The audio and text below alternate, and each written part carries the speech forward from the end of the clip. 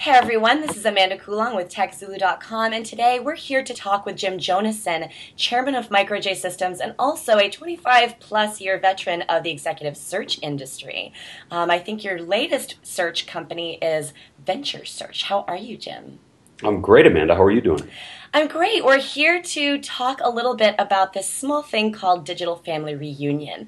I just slightly with that.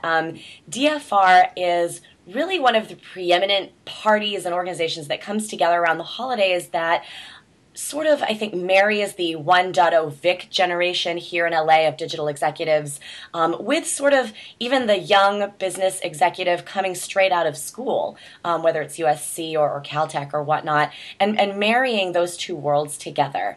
And as part of DFR, they also honor someone with their Digital Family Outstanding Achievement Honor every year, and you received that award last night.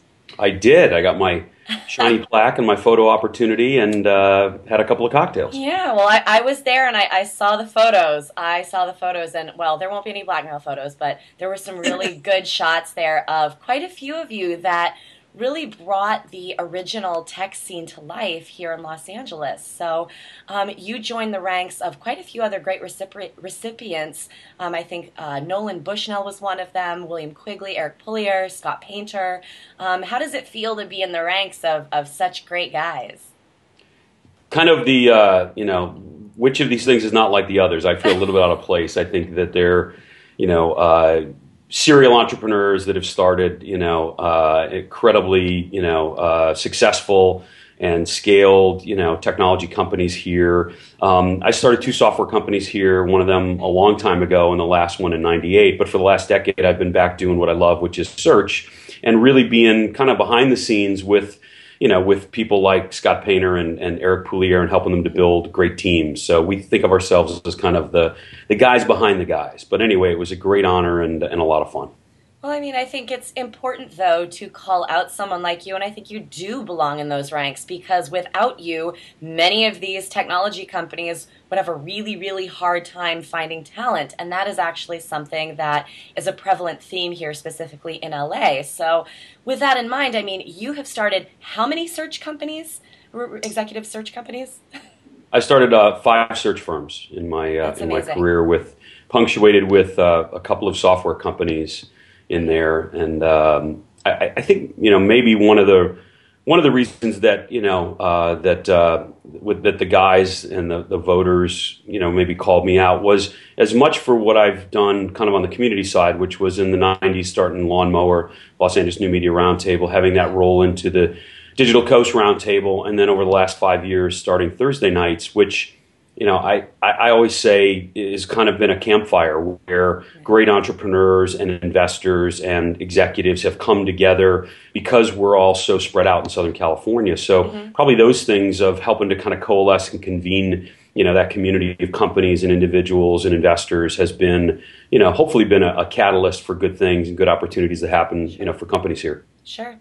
Would you say that the talent pool in Los Angeles is growing? It's absolutely growing, and we become kind of an on-ramp of sorts in that people that are coming from New York and the Bay Area and Boston and London and elsewhere are saying, "Hey, we got to get plugged into this, this scene and ecosystem." And people say, you guys can help us. And so literally we're seeing a great influx, every week of phenomenal talent that's either coming back home or, went to school here, or wife's parents grew up in Orange County, or, whatever tie it was, or just that, here's, an opportunity to maybe be a bigger fish in a smaller pond. The other piece is with, as I like to say in Santa Monica, with an incubator or accelerator on every corner, we're seeing that kids, young people that were coming out of school, phenomenal schools and an abundance of schools here, were heading for San Francisco, New York, and Boston, and Chicago, and elsewhere. Drain. Now they're staying. They are. So that's not just a rumor. Yeah, we're getting on the drug here. I mean, once there's a switching cost. Once you kind of get into something, you're with your buddies, you're with the band, you've built your network. Now it's kind of like we got you. We've got an opportunity to keep you, and that's huge. Well, that's really good to hear because there has been some speculation that that was the case, but I think you are definitely the person to confirm that, especially given that you have personally handled how many searches? Hundreds of searches successfully. I Like think about 600 600 that I've now. been Wow. involved in since 1982, and Wow. every one of them has been an adventure and has been organic and has been loaded with lessons, and I keep learning. It's amazing in that I've been a software CEO twice, founder and CEO of two Yep. software companies, and what I learned was There's it's a that drug. laugh. There's that laugh I know is in there. It's a drug, and I'm a junkie. So if I'm an operator, it's like 24/7, 365. I owe the investors, I owe everybody I recruited, I owe every customer and partner. And it's like, I learned about myself that when I do that, it's like there's no balance. So relationships and family and going to the gym and any kind of life just goes Right. out the window. So doing what I do, I get to vicariously get in with entrepreneurs like Eric and get in, solve a problem, fill that role, and then I get to step back and go play around a golf and breathe deep and then dive into the next one. So for me, it's kind of the perfect mix. Yeah, it sounds like it. I mean, there's definitely a rush that comes with that. And I guess the other question is too, I mean, you meet so many amazing people by trying to place them. And what have you learned about people through that process specifically? Great, great question. Oh, we probably don't have enough time, but I've learned about people that a lot of times they spend more time thinking about their next large appliance purchase than the next career move. And Interesting. it's why did what was attractive about that company? My former boss called me and two other guys were in there, and so there seem to be these kind of comfort zone moves as opposed to saying my career is a portfolio and here's my prospectus, and Mm, I've got to go out and do the work and do the and run a process that gets me to the best selection, just like we do for our clients.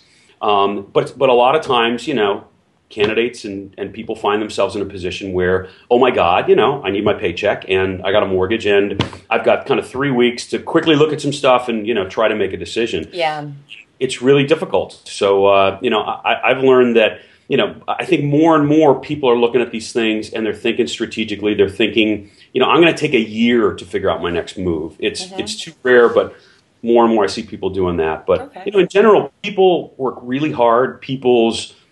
Everybody says they say, JJ, how do you motivate people? How do you get people's best game? And what I've learned is it's not money, it's not stock, Okay. it's not titles. What it is being part of a company where people understand the vision, they know where the goalpost and the end zone is, and they feel like they're part of something that's moving toward that. If there's Something leadership, bigger.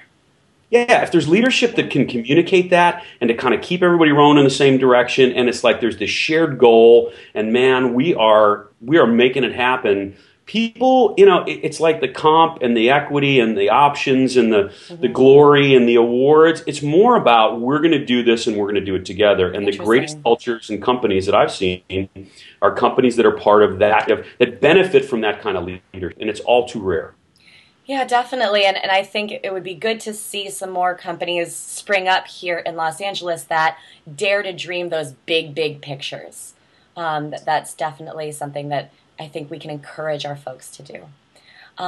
Let's talk a Well said. little bit about Thursday nights. You mentioned that briefly. So, as a recruiter, you've done a really wonderful job of sort of walking that line between finding candidates and companies that need them, but also doing it in a very respectful way in the community. I mean, the love that exists for you in Los Angeles to me is overwhelming. I mean, everyone talks about JJ and everyone talks about the amazing group of people that you are able to bring together. And the most recent iteration of that is Thursday nights. So let's talk a little bit about what that is, who you look for to be a part of that. So the mission and when we came at this, so from 2001 to the end of 2006, I had started a company called Riviera Partners as a Okay. search firm, and we couldn't stay busy in Southern California. There just wasn't enough going on in tech and venture backed here, so I spent most of my time in Palo Alto.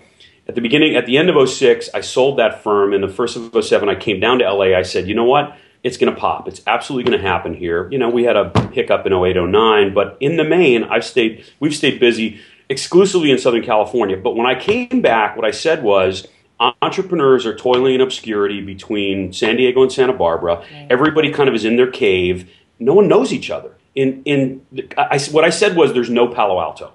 In the Bay Area, Palo Alto was, I could call somebody from my office in Palo Alto that was east of Pleasanton or south of San Jose and say, meet me at the University Cafe tomorrow for coffee, and they'd say, what time? Here, it's like, dude, I'm in Orange County, man, to make it all the way up to Santa Monica, or, I'm in Pasadena, I can't make it over to the west side. So what I said was, we got to kind of create this reason. We got to put a stake in the ground and say, once a month we're going to get people together, and we're going to get good wine and good food and good people, and there's going to be no agenda, and we're going to do two things. We're going to convene that community, and we're going to give something back to the local community. We're going to, we're going to look at underprivileged youth and at-risk youth and say, everybody that comes in, we're going to somehow write a check. And we started out 5 years ago. I think the first year we gave $10,000 to one charity, which is the Boys and Girls Club. Right. Now this year we've donated $80,000 to City of Los Angeles, the Boys and Girls Club of Santa Monica, and the Murfeld Family Foundation. That's awesome. It's been build a community, give back to the community, and people have just kind of resonated. But I think some of the, everybody loves JJ. It's like they do. JJ throws. So, it's like what I say, get the wine right, and you get the booze right, and you get the food right, and you get the room right, and you get the music right, good things happen. Especially in Los Angeles. Exactly. Big guy, big heart gives back. That's sort of what I've heard. Big guy, big heart gives back. So I know time's of the essence, so thank you so much, JJ, or Jim Jonassen, as they say. You definitely deserve the honor, and DFR was definitely right in bringing you on. So congratulations, and hope to see you again soon.